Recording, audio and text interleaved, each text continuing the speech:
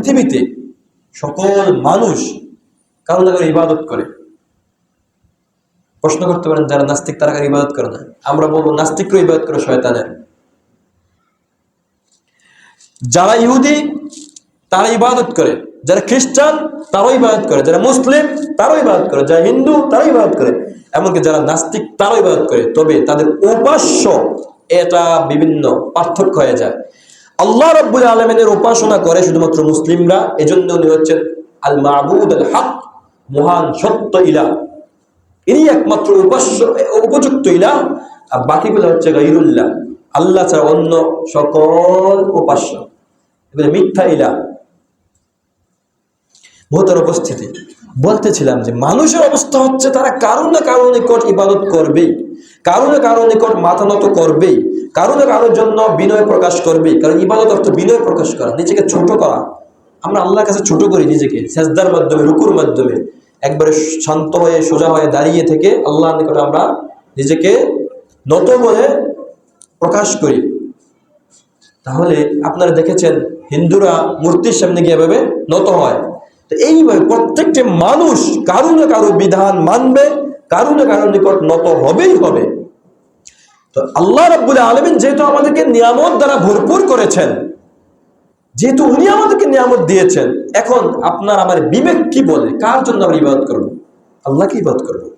অর্থাৎ আল্লাহর নিয়ামত পাওয়ার কারণে আল্লাহকে ইবাদত করা, এটা হলো তাওহীদ উলুহিয়্যাহ, আল ঈমানু বিউলুহিয়্যাতিহি, আল্লাহ সুবহানাহু ওয়া তাআলার উপাসনা করা, আল্লাহ তাআলার ইবাদত করা, একমাত্র আল্লাহকে রব হিসেবে মেনে নিয়ে তার ইবাদত করা, এটাকে বলে তাওহীদে উলুহিয়্যাহ। আরেকটা তাওহীদ রয়েছে তাওহীদুল আসমা ওয়াস সিফাত। আল্লাহ সুবহানাহু ওয়া তাআলার অসংখ্য অগণিত সুন্দর নাম রয়েছে।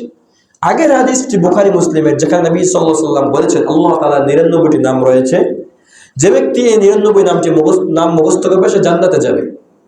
অন্য হাদিসে এসেছে, মুসনাদে আহমদে হাদিস এসেছে,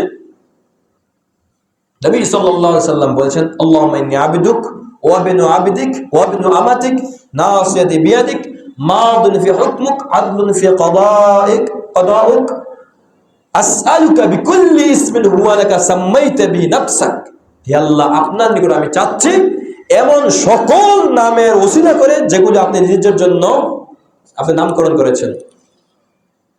আর সেই নিজের নামগুলো আল্লাহ তাআলা কি করেছেন? আও আল্লামতা আও আনজালতু ফি কিতাবিক, আপনার কিতাবে আপনি নাজিল করেছেন। আও আল্লামতু আহাদাম মিন খালকিক, অথবা আপনি কোন সৃষ্টিকে শিক্ষা দিয়েছেন। আল্লাহ রাব্বুল আলামিন আল্লাহ তাআলার সুন্দর নামগুলোকে কিতাবে নাজিল করেছেন, আল কোরআন মাজিদে বা হাদিস শরীফে এসেছে, অথবা নবী সাল্লাল্লাহু আলাইহি ওয়াসাল্লাম বর্ণনা করেছেন। আও ইস্তাসারতা বিহি ফি ইলমিক, অথবা আপনার নিকট আপনি গোপন রেখেছেন, কাউকে সেটা জানা নেই। তাহলে এই হাদিস দ্বারা বোঝা যায়, মুসনাদে আহমদ এই হাদিসটি সহিহ, এই হাদিস দ্বারা বোঝা যায় যে আল্লাহ তাআলার 99 নামের চেয়ে আরো বেশি নাম রয়েছে। কিছু নাম রয়েছে আল্লাহ তাআলা নিজের কাছে নির্দিষ্ট করে রেখেছেন, আল্লাহ তাআলা কাউকে জানাননি। কিছু নাম আল্লাহ কিতাবে নাযিল করেছেন, কিছু নাম আল্লাহ নবী সাল্লাল্লাহু আলাইহি ওয়াসাল্লামকে শিক্ষা দিয়েছেন, নবী সাল্লাল্লাহু আলাইহি ওয়াসাল্লামের মাধ্যমে এবং কোরআন মাজিদের মাধ্যমে আমরা জেনেছি। আবার কিছু নাম আল্লাহ তাআলার কাছে গোপন রয়েছে। তো এখন আমরা দোয়া করতেছি, আল্লাহ আপনার সমস্ত নামের ওসিলা করে আপনাদেরকে চাচ্ছি। মতের অবস্থা তাহলে এই যে আল্লাহ তাআলার সিফাতি নাম, আসমায়ে ও সিফাত, আল্লাহ তাআলা মহান ক্ষমতাবান, আল্লাহ তাআলা মহান দয়ালু, আল্লাহ তাআলা মহান ক্ষমাশীল, আবার আল্লাহ তাআলা মহান শাস্তিদাতা, আল্লাহ তাআলা মহান শক্তিশালী, আল্লাহ রাব্বুল আলামিন মহান দাতা, আল্লাহ রাব্বুল আলামিন মহান অনুগ্রহ, আল্লাহ তাআলা মহান সম্মানিত আল মাজিদ। এই যে আল্লাহ তাআলা আসমায়ে সিফাতগুলা, এগুলোর প্রতি বিশ্বাস স্থাপন করা, এইগুলা সহ আল্লাহ রাব্বুল আলামিনের আরো যে সিফাত রয়েছে, এগুলো আসমা এবং সিফাত, আরো যে সিফাত রয়েছে, যেমন আল্লাহ রাব্বুল আলামিন আরশে সমুন্নত। যদি প্রশ্ন করা হয় যে আইনাল্লাহ, আল্লাহ তাআলা কোথায়, উত্তর সহজ উত্তর হতে পারে যে ফিস সামা, আকাশে, অথবা একটু বিস্তারিত হতে পারে যে আল্লাহ রাব্বুল আলামিন আর রহমানু আলা আরশিস ইস্তাওয়া, দয়াময় মহান আল্লাহ রাব্বুল আলামিন আরশে সমুন্নত। এই বিশ্বাস, আল্লাহ তাআলার এই সিফতকে এইভাবে বিশ্বাস করা, আল্লাহ তাআলা নিরাকার এই কথা না বলা। আল্লাহ রাব্বুল আলামিনের আকার আছে, তবে কেমন আকার আছে আমরা জানি না। আল্লাহ রাব্বুল আলামিন আরশে সমুন্নত, কিন্তু কিভাবে আরশে আছেন তা আমরা জানি না। এজন্য ইমাম মালিক রাহমাতুল্লাহ আলাইহি প্রশ্ন করা হয়েছিল যে আল্লাহ রাব্বুল আলামিন আরশে আছেন, কিভাবে আছেন? তখন উনি খুব কষ্ট নিয়ে, খুব রাগ করে বলেছিলেন, উত্তর দিয়েছিলেন, কিন্তু কষ্ট করে, মানে কষ্ট দিয়েছিলেন প্রশ্নকারীর কারণে, এমন প্রশ্ন কেন আসলো, কিন্তু উত্তর দিয়েছিলেন যেন মানুষ সঠিক উত্তরটা পেয়ে যায়। উনি বলেছিলেন আল ইস্তাওয়াউ মালুম, আল্লাহ রাব্বুল আলামিন আরশে সমুন্নত সবার জানা। কেন? আর রহমান আলাল ইস্তাওয়া, দয়াময় আল্লাহ তাআলা আরশের উপর সমুন্নত। আল ইস্তাওয়াউ মালুমুন, আল্লাহ রাব্বুল আলামিন আরশে সমুন্নত জানা কথা এটা।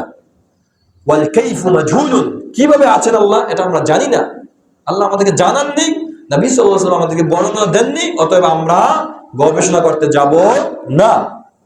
ওয়াল ঈমানু বিহি ওয়াজিবুন, এই বিষয়ে ঈমান রাখা যে আল্লাহ রাব্বুল আলামিন আরশে সমুন্নত, এটা ওয়াজিব, আবশ্যক, এটা ফরজ। ওয়াস সুআলু আনহু বিদআতুন, আর এই বিষয়ে প্রশ্ন করা যে কেমন আছেন, কিভাবে আছেন, এই প্রশ্ন করা বিদআত। এটা নতুন একটা ইসলামে তৈরি করাই চিন্তা, এই প্রশ্ন করা যে আল্লাহ কেমন আছেন। বরং কি হবে, আল্লাহ রাব্বুল আলামিন আরশে আছেন এটা জানি, আল্লাহ রাব্বুল আলামিন আরশে আছেন জানি, এবং এটা জানা ওয়াজিব। আর এসব প্রশ্ন করা অনর্থক কাজ এবং গুনাহের কাজ। আর অস্বীকার করা ওয়াল কাইফু মাজহুলুন, কিন্তু কিভাবে আছেন জানি না। আর যদি কেউ অস্বীকার করে যে আল্লাহ আরশে নাই, তাহলে ওয়াজিব খেলাফ করতেছে সে, নাউযুবিল্লাহি মিন যালিক। তাহলে আমরা জানি আল্লাহ রাব্বুল আলামিন আরশের উপর সমুন্নত, কিন্তু কিভাবে আছেন আমরা জানি না। কামা ইয়ালিকু বিজালালি ওয়া শানি, আল্লাহ সুবহানাহু ওয়া তাআলা সম্পর্কে আল্লাহ বলেন ওয়া মা কদারুল্লাহ হাক্কা কদরি, তারা আল্লাহ তাআলার মর্যাদা দিতে জানে না। অতএব আমরা যদি আল্লাহ তাআলা নিয়ে গবেষণা করি যে আল্লাহ তাআলা কিভাবে আছেন, তাহলে আমরা আল্লাহ তাআলাকে মর্যাদা দিতে পারবো না, কারণ আমরা গোমরা হয়ে যাব। এজন্য প্রশ্ন করা যাবে না কেমন আছেন, আর বলা যাবে না যে আল্লাহ আরশের নেই, কথা বলা যাবে। বরং কোরআন মাজিদে যা এসেছে আর রহমানু আলাল আরশি ইস্তাওয়া, আপনারা জানেন পবিত্র কোরআন মাজিদে 60টি আয়াতে এসেছে যে ইস্তাওয়া আল আরশ, এটা 60টি আয়াতে এসেছে। তো যাই হোক, মুহতারাম উপস্থিতি, বলতেছিলাম এই সিফত বিশ্বাস করে যে আল্লাহ তাআলা আরশের উপর সমুন্নত। আর আল্লাহ রাব্বুল আলামিন কোরআন মাজিদে যেখানে যেভাবে তার সিফত বর্ণনা করেছেন, সেগুলোকে সেভাবে রাখা, আল্লাহ তাআলার সিফতকে কোনো ব্যাখ্যা না করা।